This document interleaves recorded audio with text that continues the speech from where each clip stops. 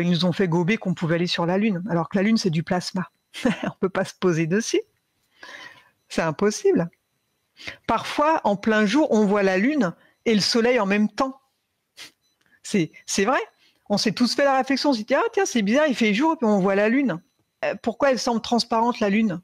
Une Lune qui serait dense, comme la Terre, en matière, on ne verrait pas au travers. La Lune, c'est pas une planète, c'est du plasma. Donc personne n'a pu se poser dessus.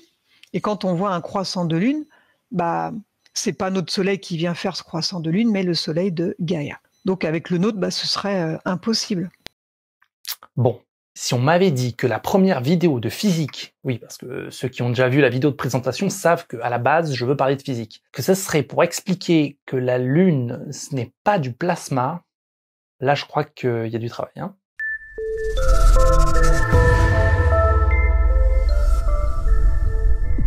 Alors pour commencer, j'ai l'impression que ça ne ferait pas de mal de refaire un petit tour des différents états de la matière. Parce que savoir si la Lune c'est du plasma, il faut d'abord se poser la question... Mais enfin c'est quoi un gigawatt? Mais c'est quoi au juste du plasma? Avant de pouvoir répondre, il faut revenir à la matière. Les objets qui nous entourent sont faits de matière, qui se trouvent principalement dans 3 états. D'abord, nous avons les solides. Ils ont une forme fixe et un volume précis. Les molécules y sont serrées les unes contre les autres, de façon très ordonnée et bougent très peu. C'est pour ça que les solides sont rigides, on ne passe pas au travers. Ils sont un peu comme une armée bien rangée et soudée. Ah bon, c'est pas à cause du signe négatif des électrons au travers de la force électromagnétique qui par l'échange de photons virtuels provoque une répulsion? Bon alors toi tu te calmes, hein, parce qu'on n'a pas encore parlé de tout ça, et là tu vas les perdre. Ensuite, on a la famille des liquides. Un liquide présente les propriétés suivantes. Premièrement, il n'a pas de forme propre. Il prend la forme du récipient qui le contient. Ce qui implique qu'on ne peut pas le saisir. Il coule. On parle alors de fluide. En revanche, on considère qu'il a un volume propre. Sa forme s'adapte, mais l'espace total qu'il occupe ne varie pas avec une température et une pression constante. Et enfin, il y a les gaz. C'est l'état le plus dispersé de la matière. Ils n'ont ni forme ni volume propre. Ils occupent tout l'espace possible. Les molécules à l'intérieur d'un gaz bougent rapidement de façon erratique. De façon errantique. Vous avez une façon spéciale de bouger à Rome? En étant très espacées les unes des autres, les molécules d'un gaz n'interagissent finalement que très peu entre elles, étant principalement entourées de vide. C'est grâce à ça notamment qu'ils peuvent occuper des volumes importants comme le fait de remplir une pièce. Mais on ne devait pas parler de plasma à la base? Justement, on y vient. On entend parfois parler d'un 4e état de la matière qu'on appellerait le plasma. Si éventuellement tu te rappelles de tes vieux cours de 6e, tu sais déjà que la matière a 3 états. Liquide, comme de l'eau, solide, comme la glace, ou encore gazeux, comme par exemple la vapeur d'eau. Et si jamais tu t'y connais un petit peu plus, tu sais peut-être que la matière a un 4e état qu'on appelle le plasma. En réalité, ce n'est pas un état de la matière en tant que tel. Le vrai 4e état de la matière, ce sont les fluides supercritiques. Ça mériterait une vidéo à part entière. Non mais en une phrase là, pour comprendre. Bon, en très gros, c'est un état bâtard qui confère à l'objet certaines propriétés d'un liquide et d'un gaz en même temps. Ah, c'est donc ça, la superposition des états en physique quantique? Non, c'est pas ça. C'est pas ça, ça n'a rien à voir. Tu oublies. Je ferai une vidéo plus tard. Les plasmas ne sont pas vraiment un nouvel état de la matière, mais plutôt un cas particulier des gaz. Une sorte de sous-état de la matière, si vous voulez, et qui s'obtient qu'à très hautes énergies. En effet, le plasma est un gaz ionisé, c'est-à-dire un gaz très chaud, tellement chaud que l'énergie fournie à certains électrons est suffisante pour les détacher de leur atome. Ils deviennent ce qu'on appelle des électrons libres. Leurs atomes d'origine, privés de la charge négative manquante, sont quant à eux chargés positivement. On les appelle des ions. Le plasma est donc une espèce de soupe d'ions et d'électrons, ce qui en fait un gaz chargé électriquement où le passage du courant est grandement facilité. Une autre idée reçue est que les étoiles, et notamment notre Soleil, ne seraient que des grosses boules de gaz. Vous avez déjà dû entendre ça. Mais en réalité, c'est imprécis, car il s'agit de gaz ionisés. Ou autrement dit, le Soleil, c'est du plasma.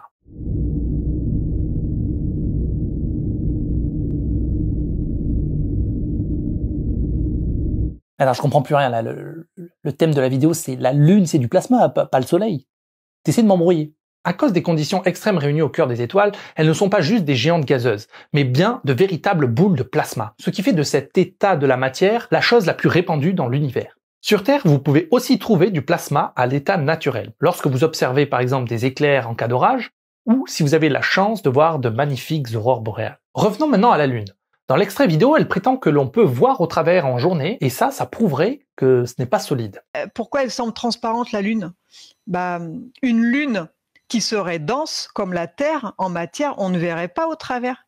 La Lune, c'est pas une planète, c'est du plasma.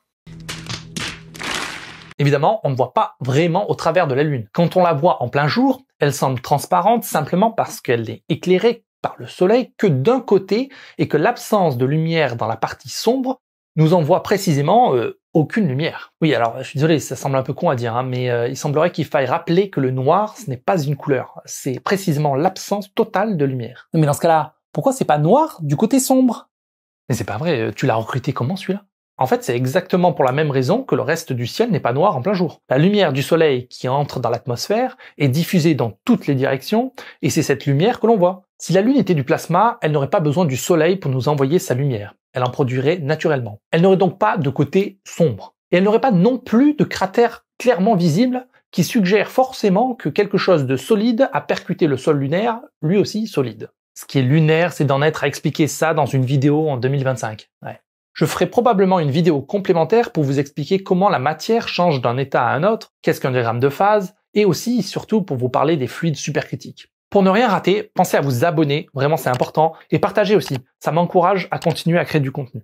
En attendant, je vous renvoie sur les vidéos du maître en la matière, j'ai nommé ScienceClick, et n'oubliez pas, la Lune, c'est pas du plasma. Ils nous ont fait gober qu'on pouvait aller sur la Lune alors que la Lune c'est du plasma. On peut pas se poser dessus, c'est impossible. Parfois en plein jour on voit la Lune et le Soleil en même temps.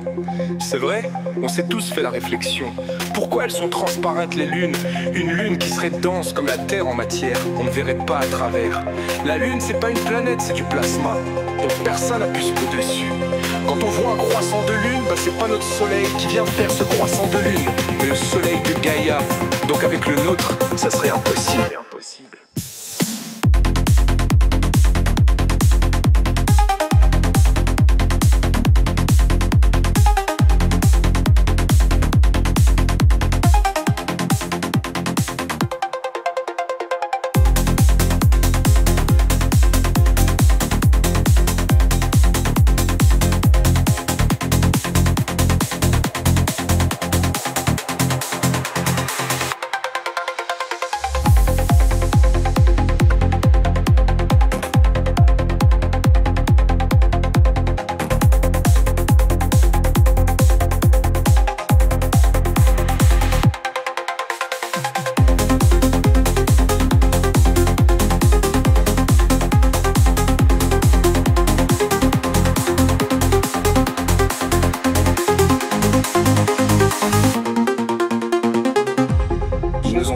Qu'on pouvait aller sur la Lune alors que la Lune c'est du plasma.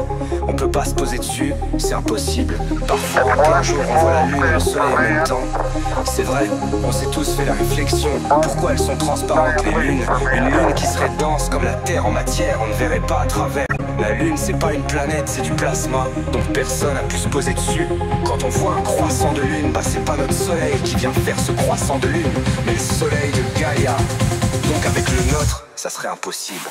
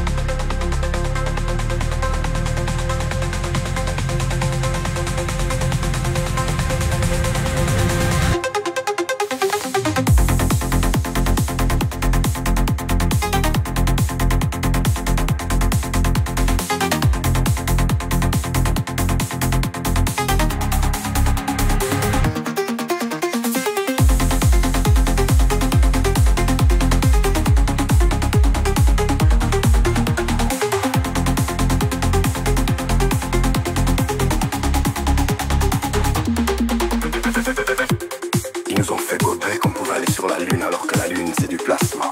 On peut pas se poser dessus, c'est impossible. Parfois en plein jour on voit la lune et le soleil en même temps. C'est vrai, on s'est tous fait la réflexion. Pourquoi elles sont transparentes les lunes? Une lune qui serait dense comme la Terre en matière, on ne verrait pas à travers. La lune c'est pas une planète, c'est du plasma.